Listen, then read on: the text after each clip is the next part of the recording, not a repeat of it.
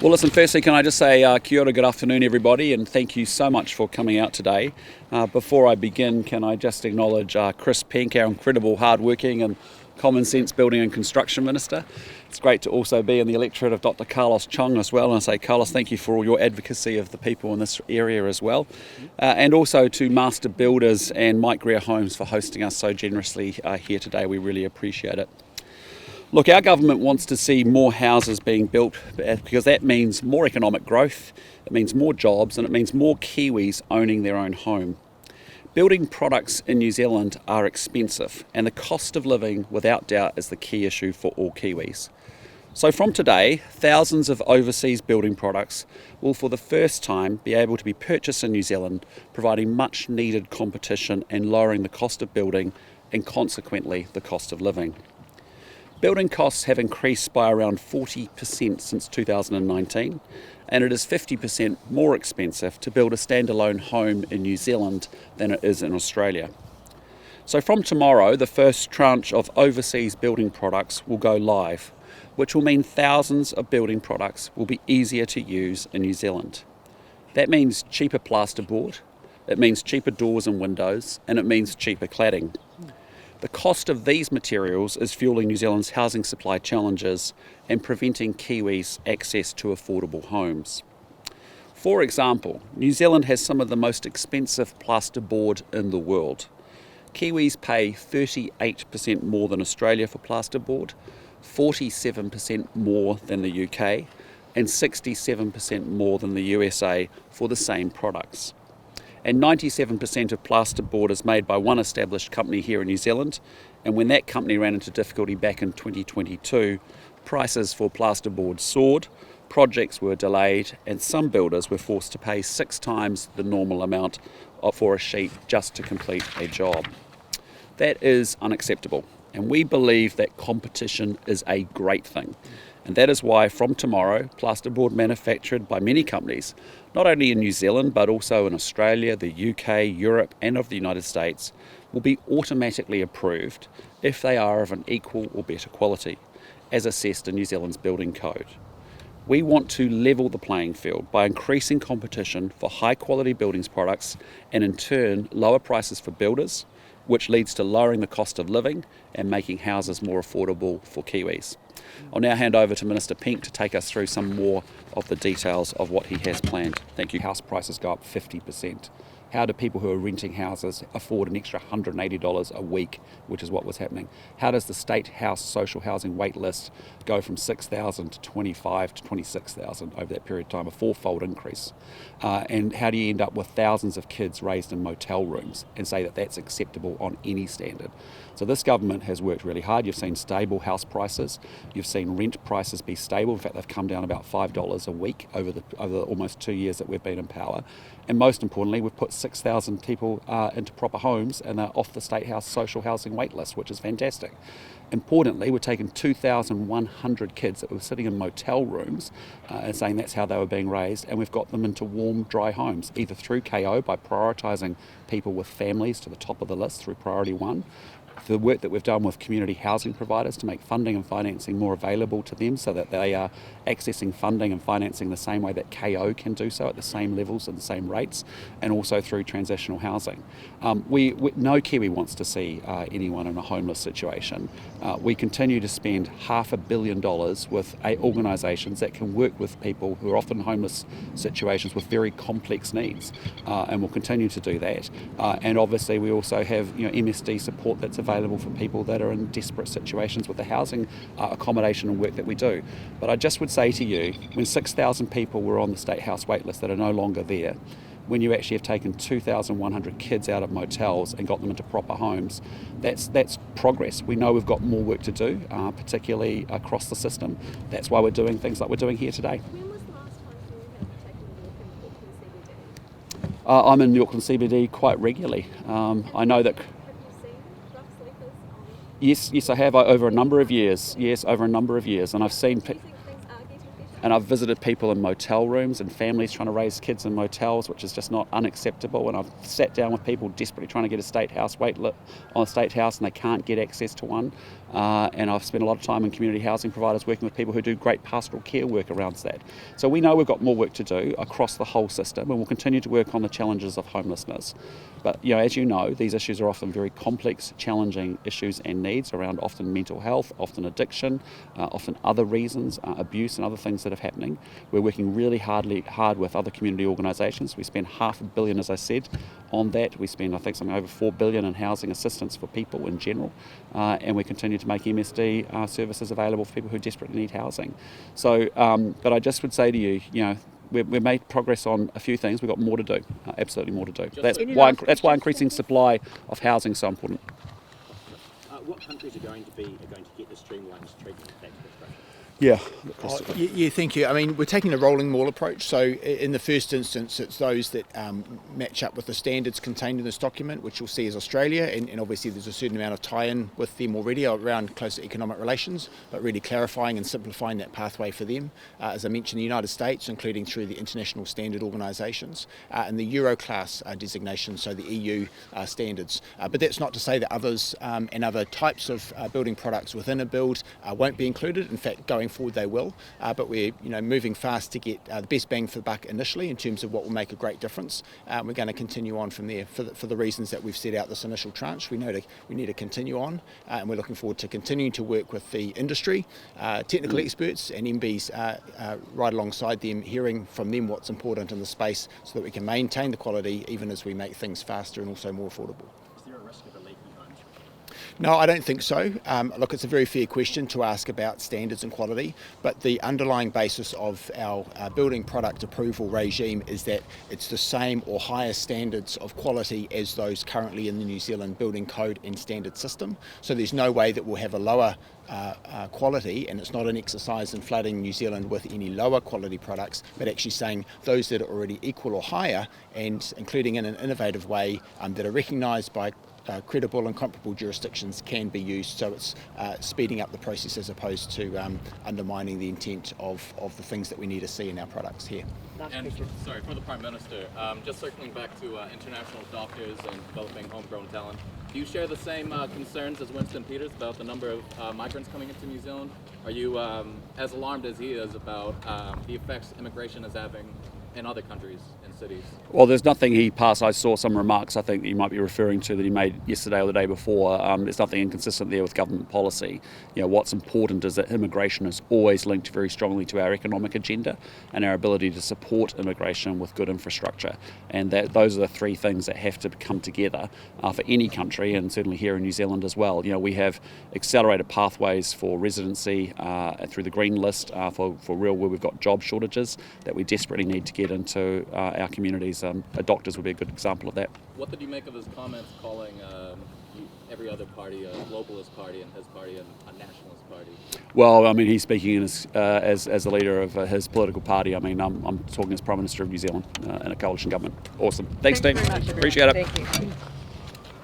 I'm really delighted to be part of a government that's focused on the cost of living through the cost of building in the way that the Prime Minister has set out. Thanks very much to Mike Greer and the team for hosting us, and also to them for being part of an industry that's providing great advice about how we can do better and be more productive in the space, along with our friends at Master Builders, who likewise providing leadership and advocacy for us. In terms of the building products, what we're announcing today, as you've heard from the Prime Minister, is a pathway that will enable standards that are used in credible and comparable overseas jurisdictions to be able to be used in a very straightforward, direct, quick and therefore cost-effective way in this country. In some cases it's theoretically possible already to use some overseas products that simply don't get to see the light of day because the consenting pathways make it impossible to do so. So we're cutting through that, and that's why we're saying that if you meet the standards contained in this document, which will be live from tomorrow, which are places like Australia, international standards organisations, standards used, for example, in the United States, European Union standards as well, that you'll be able to use those as of right in New Zealand without going to your local council, one of those 67 different building consent authorities, to get checked one by one on each occasion. So we think it'll be a breakthrough in terms of the downward pressure on prices that the Prime Minister's referred to, also providing resilience in the event of supply chain shocks, and also the innovation that's available overseas, as well as through our great Kiwi manufacturers and suppliers. They'll be able to measure their products against the overseas standards and therefore immediately become export ready and attractive in a way that they are currently not. The final point I'll make before handing either back to the Prime Minister or for any comments you may have is this sits within a broader context of the way that we're making it easier for people to use building products in New Zealand. Something that we announced and actually put into effect last year was to say that a building consent application can actually specify more than one brand name. For example, it might be 2 different brands of plasterboard, or for that matter, the other ones contained in here, walls, doors, cladding, insulation and so on. And by being able to specify 2, you get that competitive element and the downward pressure on prices that comes with that, as well as the fact you can also specify in a generic way the standards and the generic type of material that needs to be used in accordance with the building code. And then the other piece in that regard is that you will be able to use a minor variation if you want to switch out a product, again, provided that it meets those same standard quality assurance that we currently have in our New Zealand building code, so that if you have a building consent application, you find a product that's more affordable or better suited for the job, or you've got more readily available, you don't need to go through the full cost of a variation to your building consent, or worse still, a new consent application. So we think that'll free up the system, we think it'll make it faster, more certain, and therefore more affordable to build and live in this country. So we're really pleased to announce that today, and back to you, PM. Any further methods that you guys are going to look into this sector? Yeah, well, you're right to acknowledge the huge cost of building in this country, and we believe we can get that down quite a long way. In terms of the building products specifically and the measures we're taking within that, with 25% of the cost of an average build being tied up in products, we know that there are big wins to be gained there. But it's also part of a broader piece of work that asks where the roadblocks are in the system. And of course, delay in the building consent processes, whether it's the consent application itself or the inspections or the code compliance certificate, the time equals delay equals cost. Of course, in a high interest rate environment, included, which was the situation we inherited when we came into government. We know that delay, if we can bypass some of those onerous processes that are frankly difficult for local councils to administer, then we'll all be better off, and therefore there'll be a definite downward pressure on the cost of building. And the only thing I'd just add is, like, I just think when you take a step back from all of this, you say we live in a country the same size as Japan and the UK, and yet we have more expensive housing. And how can that be? And how that is happening is because we've let our building costs get out of whack by not having enough competition in that sector. We've got major challenges with resource management and consenting, as you well know. It has doubled in cost, it has doubled in time. It takes 19 months to build a standard 3 to 4 bedroom house in New Zealand at 50% more higher building costs than Australia, and often those houses, as Chris and I have seen on different sites, can be inspected 14 times by councils. So we have a lot of red tape to remove, and that's why we're doing the reforms firstly around fast track legislation, where there are housing developments that we actually want that are of regional and national significance, we want to open up quicker, we're going to do so. And then obviously we have our new Resource Management Acts coming together at the end of this year, going into Parliament, which is designed to streamline and to simplify, because we are prioritising economic growth above everything else in order to get this country moving and to get it growing and to lower the cost of living for New Zealanders. So there's a lot of work here in this space around infrastructure development, around resource management and consenting, as well as practical common sense things that we can do on building and construction. Another good one, Chris and Shane Jones and Chris Bishop have driven, has been around 70 square metre buildings. Why can you not put on the back of your house, your property, something that may help you manage adult children or elders for that matter on your own property? So there's, we've got to unblock a lot of things to get the joint freed up and to get the country moving in a positive direction and growing quickly again. I mean, it's been absolutely horrific, the scenes that we have seen, and it's plumbed new lows, and it's absolutely catastrophic.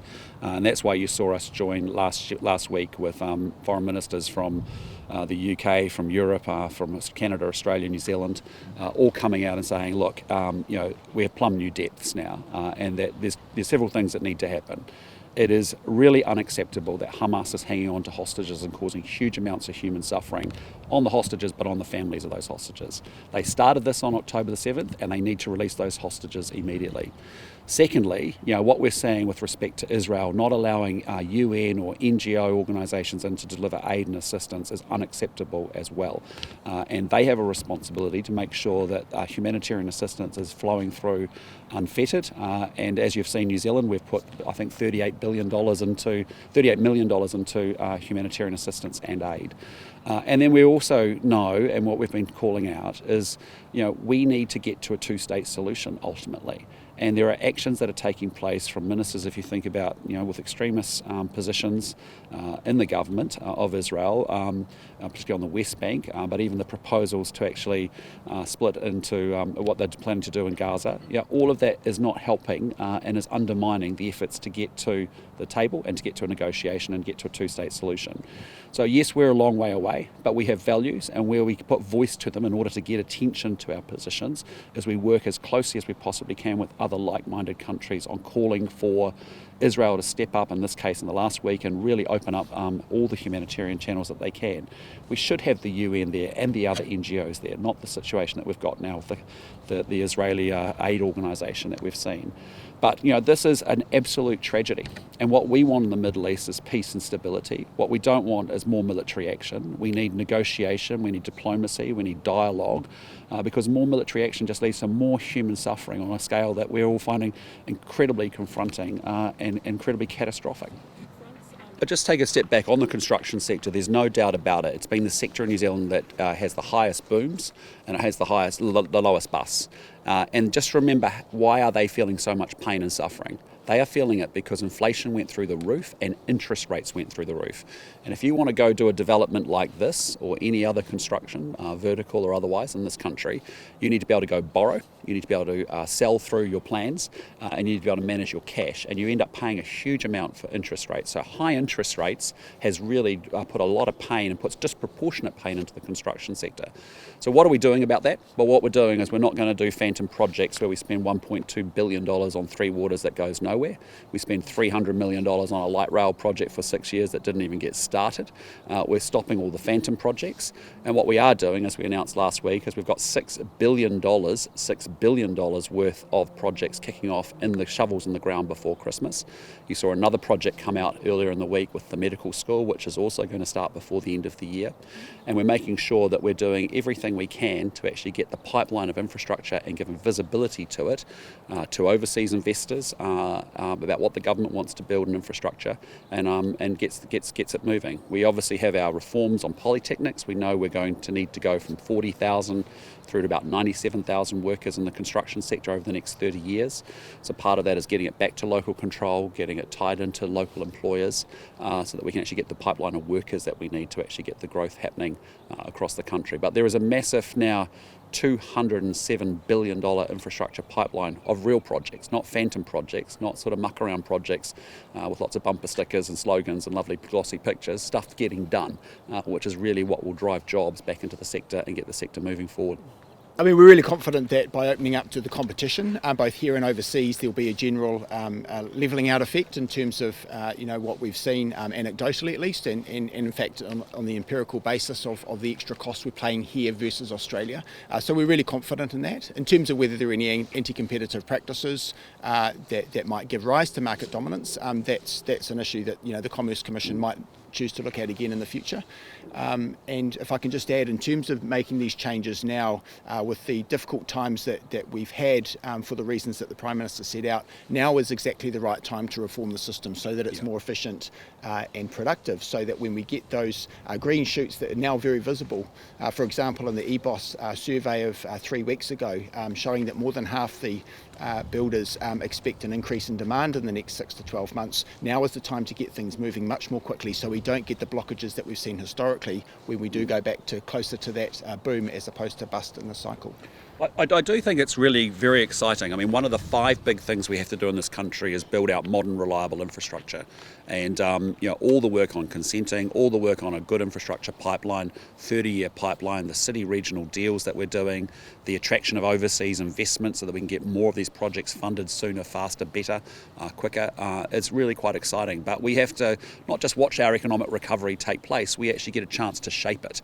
And what we want to avoid is the challenges that we've seen in the past, that as the economy comes right and starts to improve and grow, and we expect it to grow, we expect it to deliver 240,000 more jobs in the next 4 years, we have to shape that recovery, not just ride it out. It's a matter of when, not if. And for right here, right now, what we have to do and what many other countries in the West have been calling for is we need an immediate ceasefire. We need those parties to get around the table and to enact an immediate ceasefire today, yesterday. And that's really the work that has to happen first. But we're very open to, we believe in the two-state solution. We do believe it's a matter of when, not if. It's been a long-standing position of New Zealand governments under successive governments. But for here right now, what's the next logical step? The next logical step is ceasefire. And that's what we should be focusing all of our efforts on and putting huge pressure on through our collective actions and through our collective voices coming together to get the parties to do exactly that. Of this government, we will have added an extra 100 doctors a year through Otago and through Auckland. So we are increasing places in those places, and we're very happy to continue to do so. But we've got to deal with the strategic challenge that we've got. And if we'd dealt with it back in 2018, we would have had those 120 doctors extra homegrown each and every year coming through the system now. So I appreciate it's 2032 before we actually get those graduates coming through. The program's going to be orientated to where we need them to get to, which is regional and provincial New Zealand. But we're doing everything we can to open up the settings internationally to make sure on the green list we can get doctors here. You would have seen we opened up 100 places. We actually got oversubscribed, 180 doctors that are here in New Zealand already, coming from countries that we haven't recognised their qualifications from. And you've seen the work of Simeon Brown and the Medical Council to make sure we expand and recognise qualifications from many more other countries than we have been doing, so that those people are here not doing work that they that we want them in GPs practices. We want them in the medical system. But this is a government that's working hard. We have put 17 billion more into healthcare, the most that any government has in the history of New Zealand. 1 in 5 of our dollars spending is now in healthcare. We've attracted 2,100 more nurses to the healthcare system. I think we've got over 600 more doctors in the system. So we've got it's just full bore on everything. Open up new places for international doctors and nurses and specialists that we need, and also home grow at home, which is pretty exciting. Sorry, Corazon.